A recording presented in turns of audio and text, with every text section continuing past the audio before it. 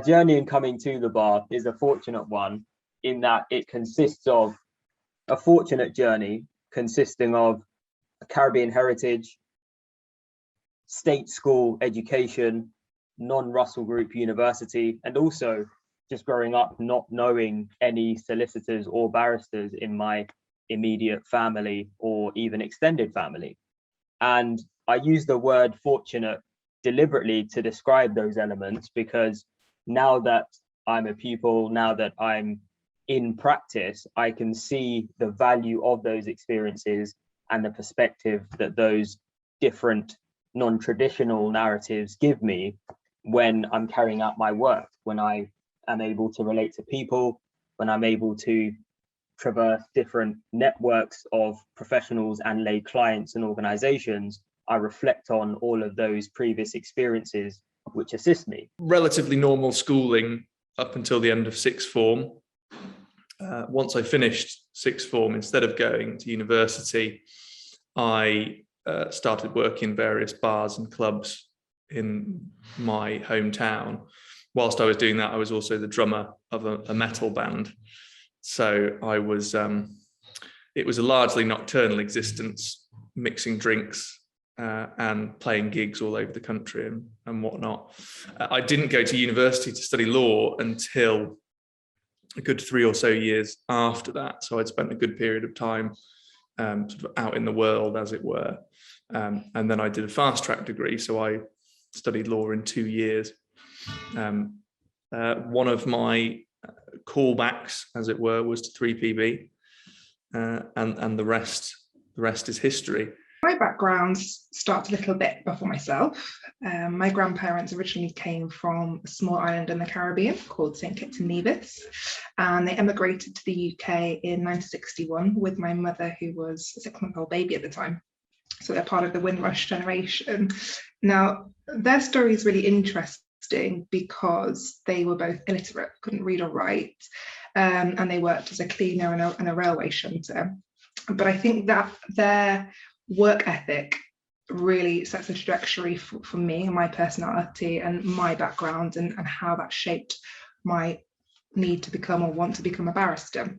I was raised in London, and then I went to, obviously do my A-levels. I did politics, economics, history, went on to study history at Oxford, and then I went down the conversion route. So I did the GDL, BDTC, and during that time, I, supplemented that with doing some legal experience. So I volunteered with the Free Representation Unit, who provide free representation in the Employment Tribunal and the Social Security Tribunal.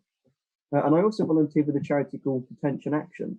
And that's an immigration charity that provides support to people in immigration detention in the UK.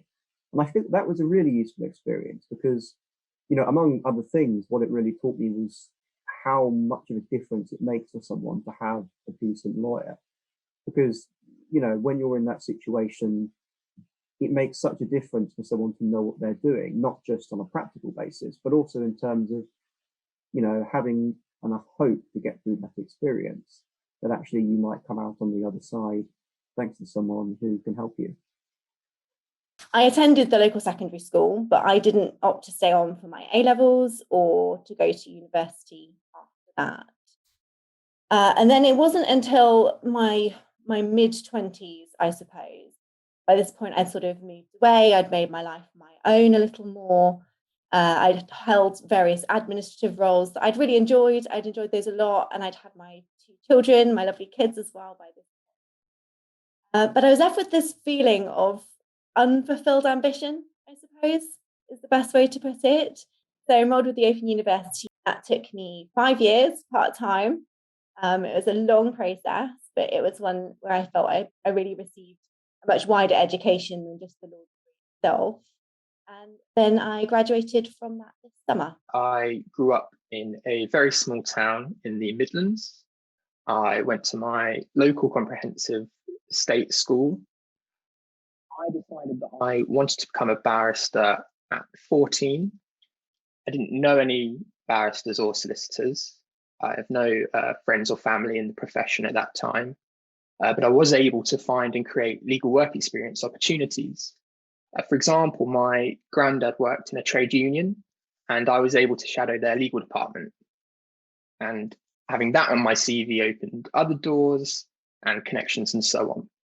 After my undergraduate degree, I did a 2-year master's in law, and it was on completing that I secured pupillage at 3PB.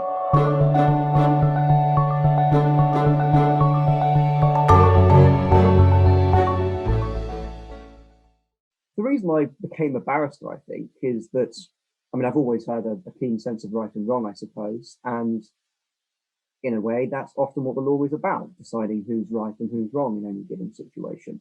So that held some interest for me. And aside from that, I've always been quite interested and enjoyed public speaking and debating with family and friends. I mean, there was a lot of political debates in my house growing up. So I think that's probably where a lot of it started. Both my parents have always really encouraged me to educate myself and to work really hard. And that kind of shaped my background and as to why I wanted to become a barrister and how I've got here today. At 14, my mum, which is the youngest age you can go, my mum took me to a murder trial at the Old Bailey.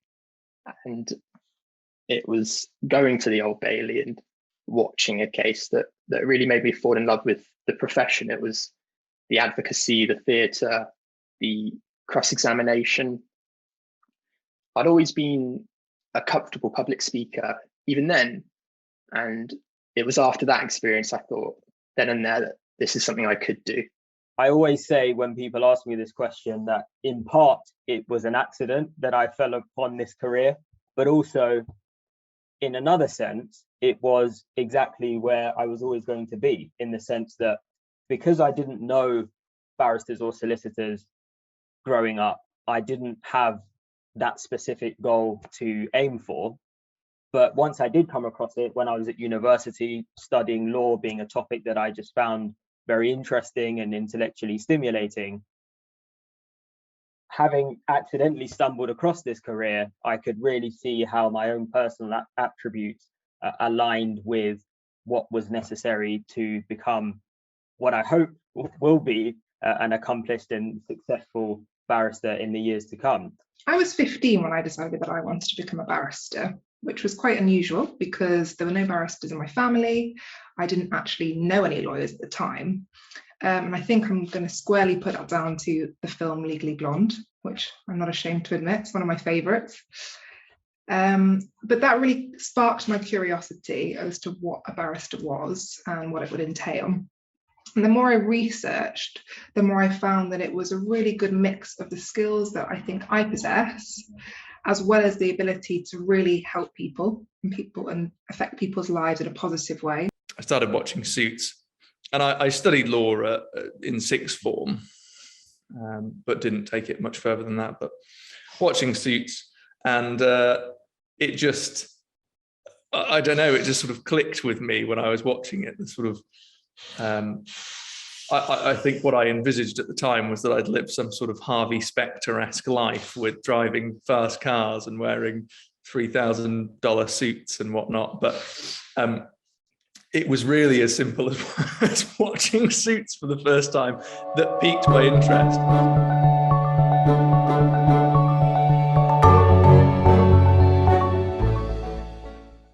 The ability to be able to take a long-term view of what you want to accomplish and then go on step by step to commit to that long-term view.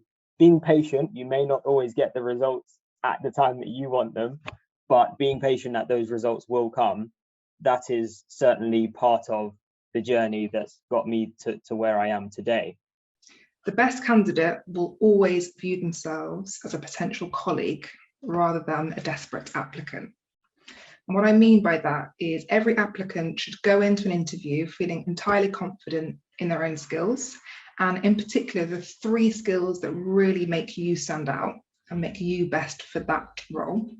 My single piece of advice for people who are aiming for a career at the bar is just sit down as soon as possible and just think, what is it about you and your life experiences that will make you a great barrister? I think that, even if you don't have a huge amount of life experience, like me, you went, straight from school to university to then apply for pupillage.